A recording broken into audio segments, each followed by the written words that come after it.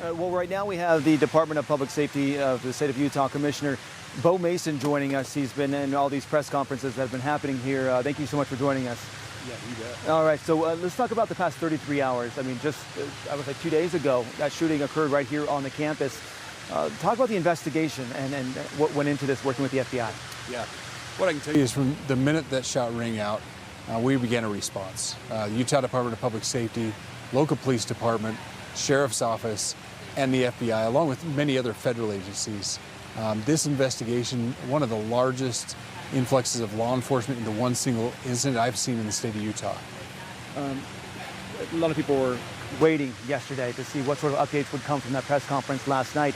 What sort of difference did it make releasing those pictures yesterday and that video? You know, we don't know the exact impact of those specific pictures. What we do know is through the release of the pictures, the video, everything that was put out through the media to the public, it made a difference. We started receiving a lot of tips, a lot of prospects that we could investigate, and that community involvement, that public involvement through the media was vital to moving that investigation forward. So somebody came out who was close to him and his family, recognized either the photo or the video. What happened from that point? So we don't know exactly what transpired with him and his family. What we can tell you is we know him, along with his family and a family friend, they all came together, and that family and family friend helped facilitate him turning himself in, which really enabled us to get him into custody safely without any kind of conflict. So he is from Washington City, right? Correct. Which is a little bit of a distance away from here, but he was booked into Utah County Jail. What was that like? Did he surrender in person, or can you tell me any details about that? Yeah. So I can tell you, he did surrender to the Washington County Sheriff's Office there at their facility.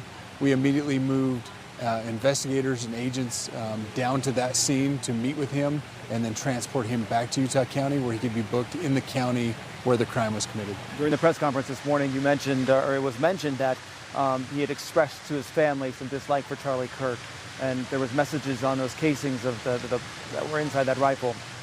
What's the investigation like into those messages, and is there any motive that's been decided?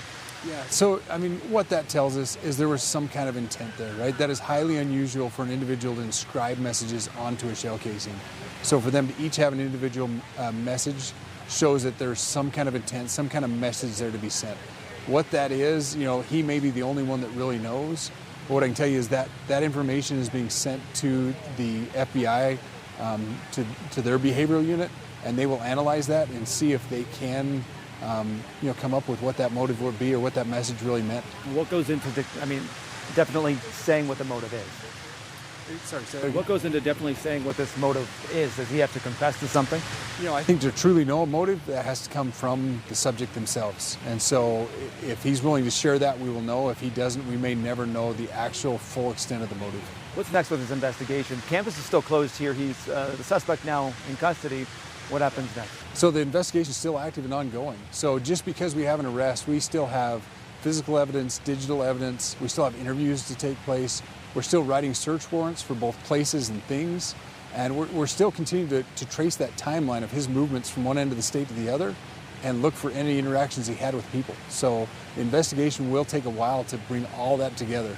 Yesterday you were asking for tips from folks who might know who the individual was, person of interest, but are you now seeking information from people who may have known him or something that he may have said?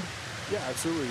If people have information related to him and what transpired in that timeline or even before that happened, we would accept those tips. We would welcome those tips, as that could help further that investigation. When you think about this sort of violence, political violence, they were talking about with the governor this morning in that press conference, what comes to your mind and your message to people out there? Yeah, you know, Utah, we like to think this is a peaceful state, that we have good people here. And for this type of horrific violence to occur in our state, it sets us back. And as law enforcement, that's why it's such a strong response. This is not what we stand for. It's not what we're gonna live by. So we bring in that strong law enforcement response and just a no-nonsense investigation to get that murderer off the streets so we can make our community safe.